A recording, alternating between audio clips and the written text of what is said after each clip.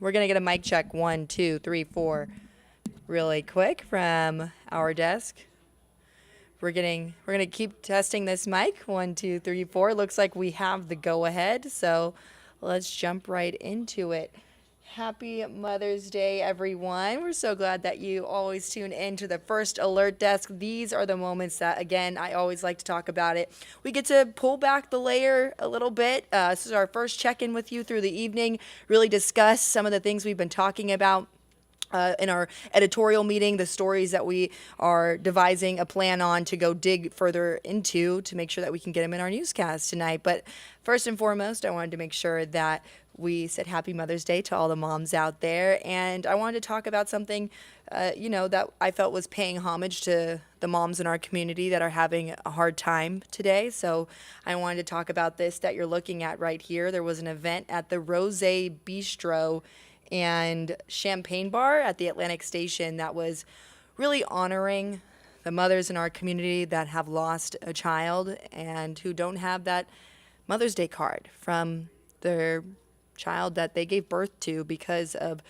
an act that likely took place that they no longer have their child in their life. So this was a free brunch for moms just to honor them and to really have that community surround them. And if you've ever been to this bistro, it's really awesome. They have great appetizers. I've actually been there on my free time. So you can see everyone smiling and having a good time. And for moms who can't spend this day with their kiddos, you can understand why that might be a little challenging for them. So again, I just wanted to talk about that. And on a personal note, I love their drinks there. So for all the moms out there who are dealing with a harder time today, just wanted to showcase this group that's doing this. This is the Spread the Love Initiative, who puts this on for moms in our community every year.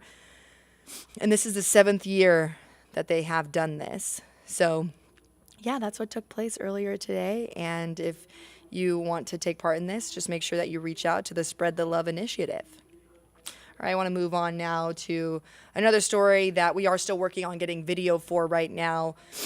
This is, sorry, a little bit of a congestion over here, but another story that we're working on right now and trying to get these forms of visuals into our newsroom right now is this organization that is also in our community working on helping homeless mothers no longer be homeless. So the organization is being previewed by our Atlanta News First reporter, Asia Wilson.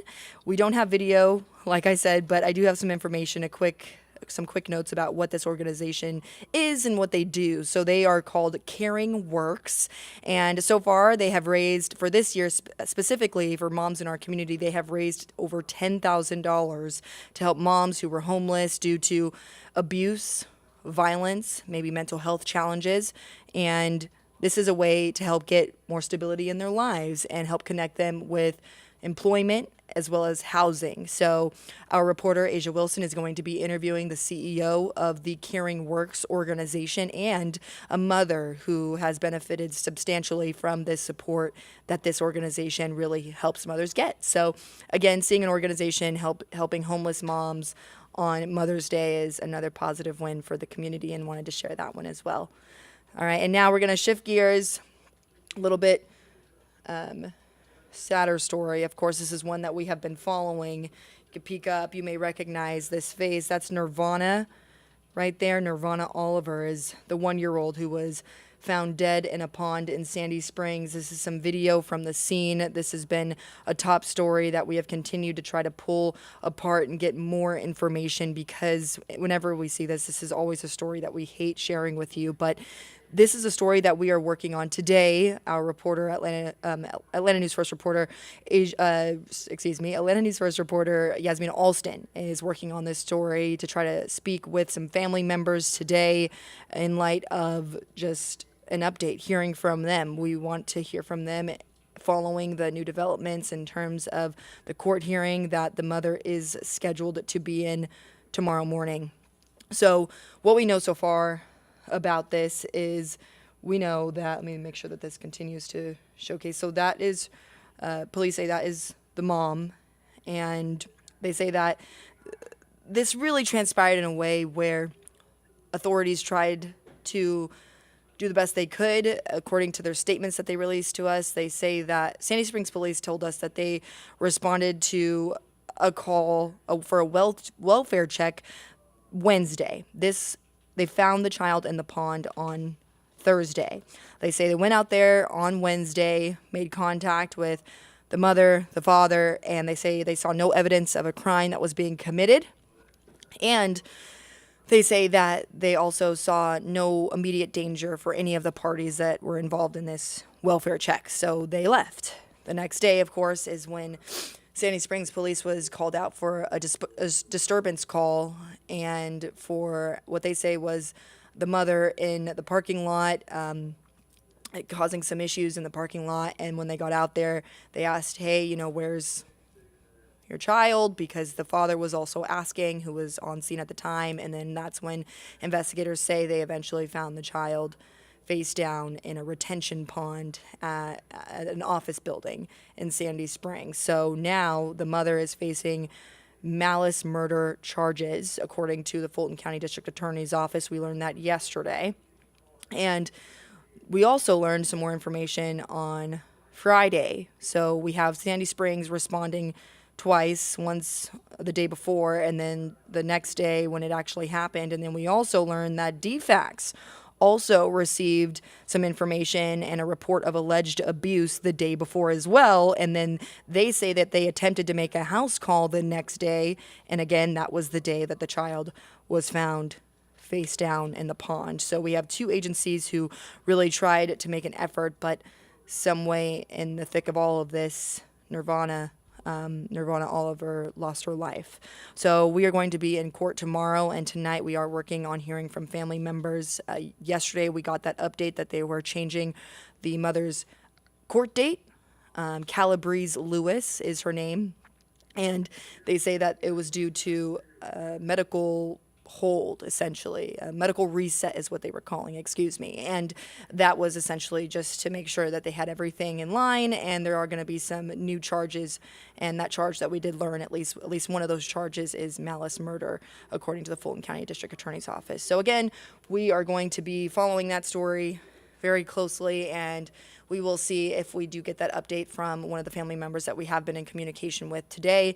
And if we do, you will see that in our 6 o'clock, 9 o'clock, 10 o'clock, and 11 o'clock show right here on Atlanta News First. So thanks for tuning in with us. Those are the stories that we are working on, but now we're going to shift gears and talk about this gorgeous weather outside. And this time around, I have First Alert meteorologist Cutter Martin, who is joining us now. And it looks like I always want to make sure that I bring Cutter's mic up. And you're good. They're both connected. Oh, they're both connected. Okay, cool. We have the sunshine out there right now, but we actually have some strong storms on the far north and northeast sides of the metro. So folks enjoying Mother's Day, their long weekend at Lake Lanier, heads up. Probably, hearing some of that thunder and seeing some flashes of lightning. We're going to hop over to our weather computer right now. This is on the northwest side of town. Shows you that many areas are seeing sunshine. However, heads up, First Alert, there are a couple of storms still impacting portions of North Georgia and Metro Atlanta. So just because your community is seeing the sunshine doesn't mean that the entire area is rain-free. We'll bring radar up for you right now. First Alert radar, notice that storm, not severe, this particular one in Gwinnett County as it pushes off to the south near Lawrenceville, another little shower developing south of Dallas, and another one developing near Cedartown.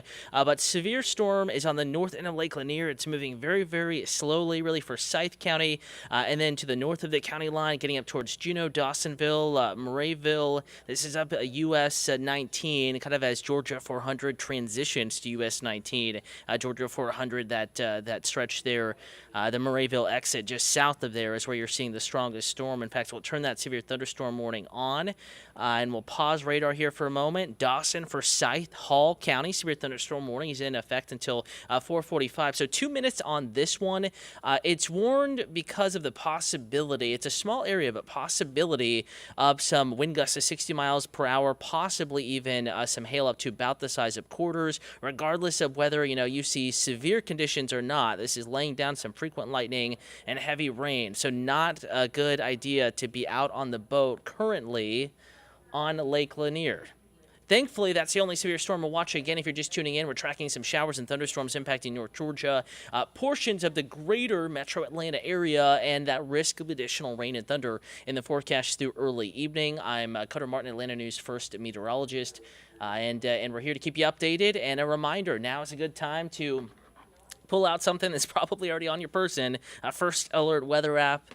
Just search Atlanta News First Alert Weather in your Apple Google Play Store. Should pop up. It's a free and easy download, and you will be alerted to rain showers and thunderstorms approaching your area, whether they are severe or not. You can be alerted to lightning as many as 11, 12 miles away if it is detected from your location. Same with heavy rain.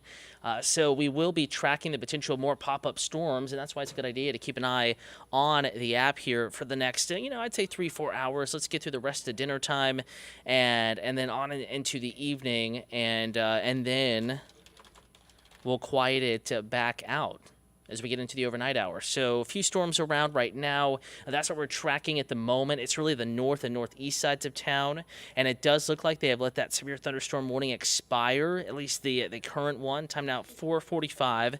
That was the expiration time. Now they may reissue it, though we have noticed some weakening. Notice how we had some deeper reds in there, and then we lost the deeper red. Still, though, laying out quite a bit of lightning. So see that brief bit of purple there? In fact, there we go. Just north of Chesadee. This is northwest of Lake Lanier, south and west of Murrayville. That core especially was capable of producing wind gusts of 60 miles an hour and possibly some hail up to the size of quarters. But we're noticing some weakening. We'll bring this back up to present time for you. And do notice that the core purple has left. Has kind of fallen apart. Quite literally, that dump of rain and hail probably has already fallen across portions of that area. Dawson County area, far southeastern Dawson County, right on Georgia 400.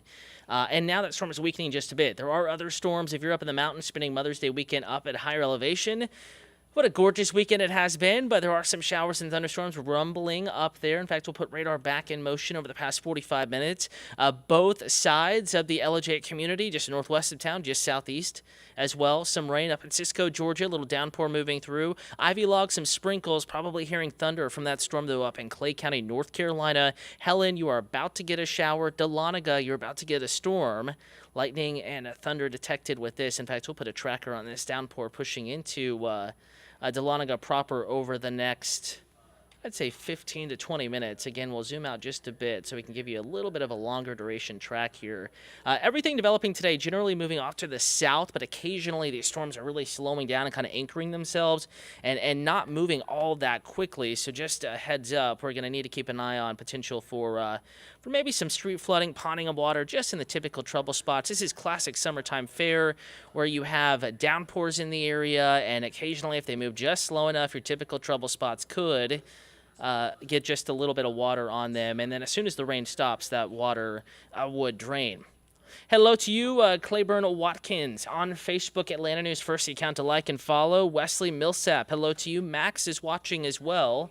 Again, thank you for tuning in. If you're just now joining, the gist of this weather chat is talking about the few storms that we do have out there this afternoon and early this evening, and also to walk you deeper into the evening and letting you know First Alert that rain chance actually gets a boost Monday into Tuesday. Bobby Ann Jones saying not slow moving storms. It's a good thing if you're not under the storms, means you have more dry time. It'll take longer for the storms to get to you, but if you're underneath one of these downpours, one of which is moving into Dahlonega from the north, it'll take a while for the rain to completely clear and for the dry weather to return to wherever your plans are.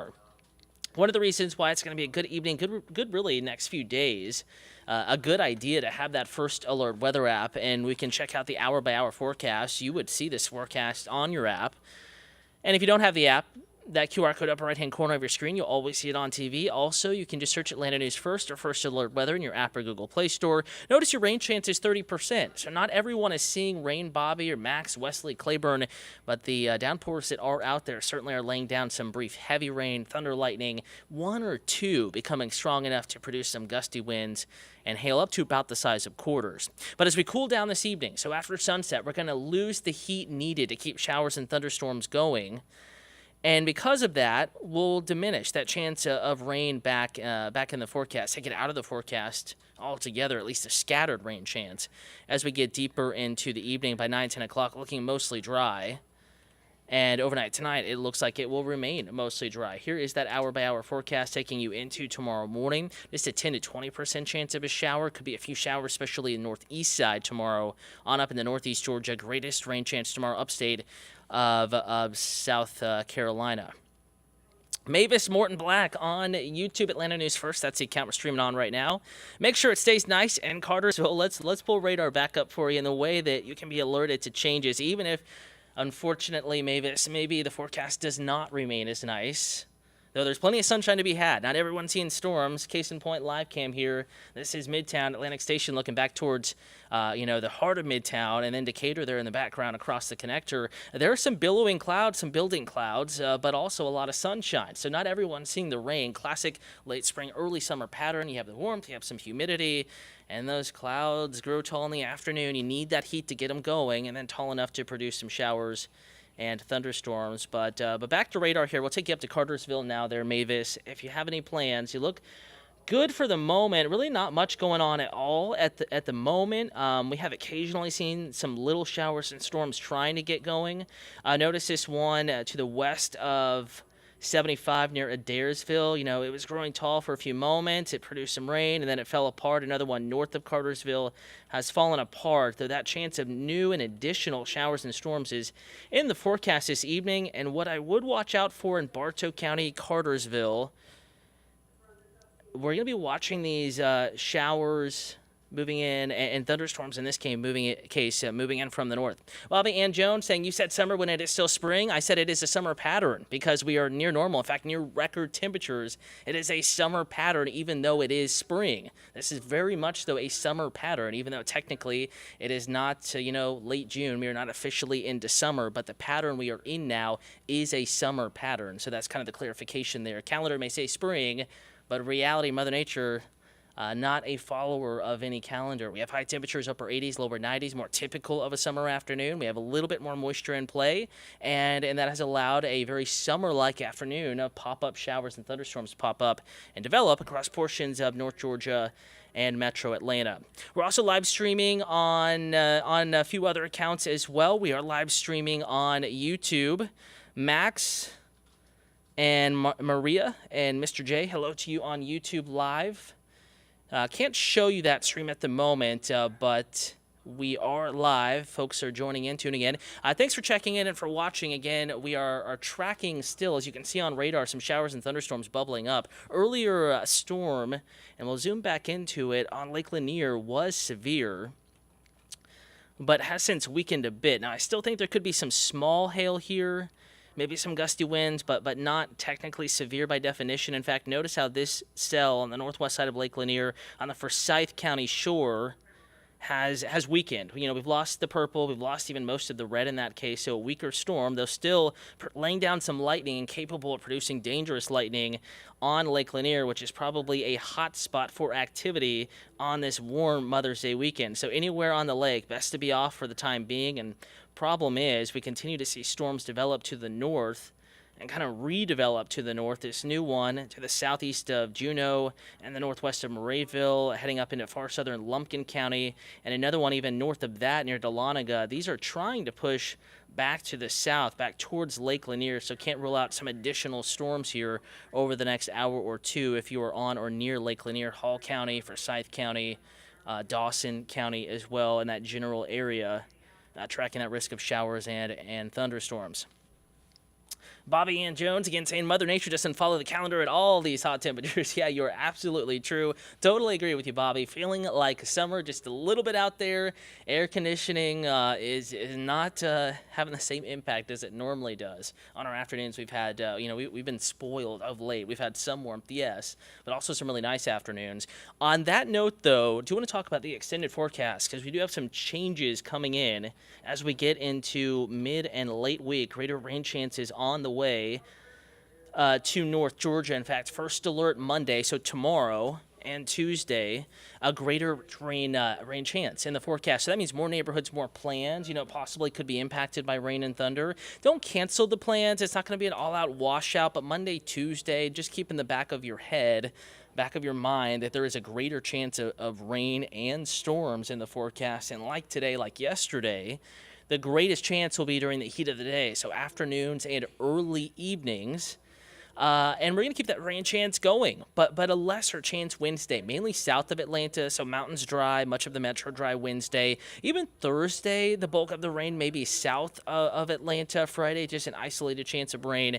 A boost in the chance as a stronger front approaches Saturday, and that'll help bring some slightly cooler conditions back into the picture, and eventually some drier, sunnier weather back into the forecast as well. So I'm going to leave you be. Glad to see you, Bobby, and we'll say virtually see you. Bobby, Mavis, Max, Wesley, anyone else also watching on YouTube. Just want to make sure I haven't missed any comments coming in. We look good there. So it looks like everyone has the forecast covered. That chance of additional downpours, a few showers and storms, even into the city of Atlanta. It's there through 7, 8 p.m.